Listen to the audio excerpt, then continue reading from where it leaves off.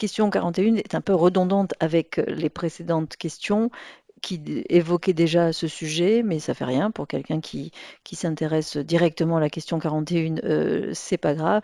Donc, comment compter, sans mettre son doigt sur l'écran, des cellules vides d'une plage?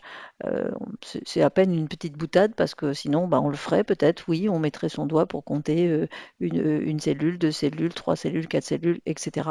Et en fait, il existe donc une fonction qui s'appelle nb.vide appliquée à la plage et qui compte le nombre de cellules vides qu'il y a dans une plage de données.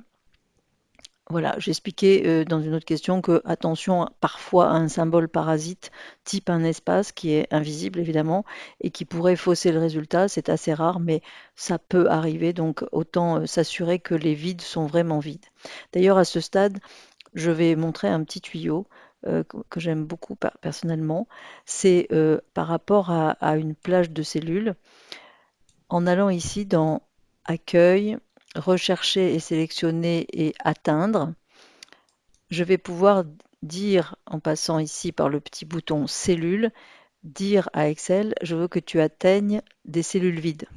Qui dit atteindre des cellules vides dit les sélectionner. Et quand je clique sur OK, eh bien, tout ce qui est en mauve ici est bien vide. Donc là, je n'ai pas de doute, mes cellules sont bien vides et je peux ainsi avoir un calcul fiable en ce qui concerne le nombre de présences.